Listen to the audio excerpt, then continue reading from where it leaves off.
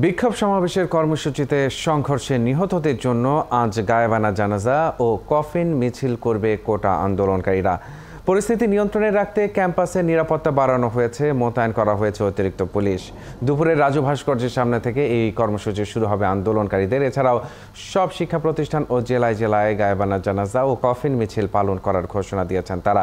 মঙ্গলবার দুপুর থেকে সন্ধ্যা পর্যন্ত দেশের বিভিন্ন স্থানে দফায় দফায় সংঘাতের ঘটনায় 6 জন মারা গেছেন। এর মধ্যে চট্টগ্রামে 3 জন, রাজধানীতে 2 জন ও রংপুরে 1 জন।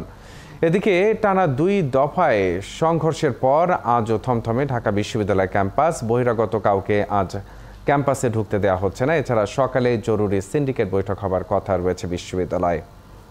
দর্শক, এই মুহূর্তে ঢাকা বিশ্ববিদ্যালয় এলাকায় আছেন সহকর্মী মনির মিল্লাত। সেখানকার আরো খবর নিয়ে যোগ দিচ্ছেন আমাদের সঙ্গে। মনির, বিশ্ববিদ্যালয়ে বন্ধ ঘোষণা করা হয়েছে। আজ সিন্ডিকেটের একটি বৈঠকও রয়েছে, পাশাপাশি শিক্ষার্থীদের গায়েবানা জানাজার একটি কর্মসূচিও রয়েছে। এর পাশাপাশি যেহেতু বিশ্ববিদ্যালয়ে বন্ধ ঘোষণা করেছে, শিক্ষার্থীদের হল ছাড়ারও নির্দেশনা দেওয়া হয়েছে। সার্বিক বিষয়টি জানাবেন, কি অবস্থা দেখছেন সেখানকার? এখন জন্ম সনদ দিয়ে খোলো বিকাশ স্টুডেন্ট অ্যাকাউন্ট। নিজের বিকাশ নিজে কর। দেখুন, একটা ব্যাপার একটু পরিষ্কার করা দরকার যে এখন পর্যন্ত ঢাকা বিশ্ববিদ্যালয় কিন্তু বন্ধ ঘোষণা করা হয়নি। গতকাল বিশ্ববিদ্যালয় মঞ্জুরি কমিশন তারা একটি প্রজ্ঞাপন জারি করেছেন, যেখানে তারা বলেছেন যে বিশ্ববিদ্যালয়গুলো বন্ধ থাকবে অনির্দিষ্টকালের জন্য এবং ছাত্রদের হল ছাড়তে হবে।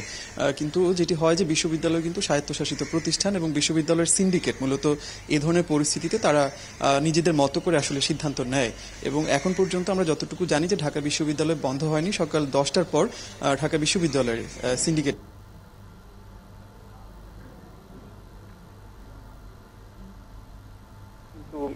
আরো বেশি থমথমে, কারণ গতকাল দিনের যে ঘটনাগুলো ঘটেছে তারপর রাতে এক ধরনের পরিস্থিতি তৈরি হয়। বিশেষ করে আবাসিক সিদ্ধান্ত কি আসে সেটির জন্য অপেক্ষা করতে হবে। এবং এখন পর্যন্ত শিক্ষার্থীদের হল ছাড়ার কোনো নির্দেশনাও কিন্তু ঢাকা বিশ্ববিদ্যালয় কর্তৃপক্ষ দেয়নি। আমি ঢাকা বিশ্ববিদ্যালয় ক্যাম্পাসে আছি।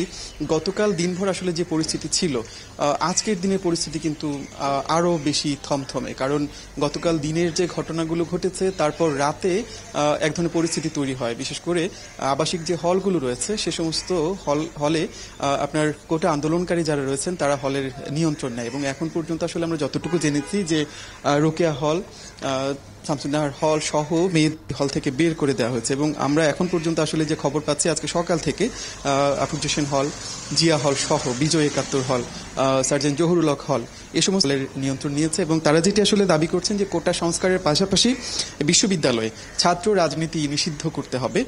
তারা যেটি বলছেন যে ছাত্র রাজনীতির কারণে হলগুলোর মধ্যে এক ধরনের অসহিষ্ণু পরিবেশ থাকে, সিট বরাদ্দ থেকে শুরু করে বিভিন্ন বিষয়ে সাধারণ শিক্ষার্থীদের উপর নানাভাবে তা নির্যাতন করা হয়।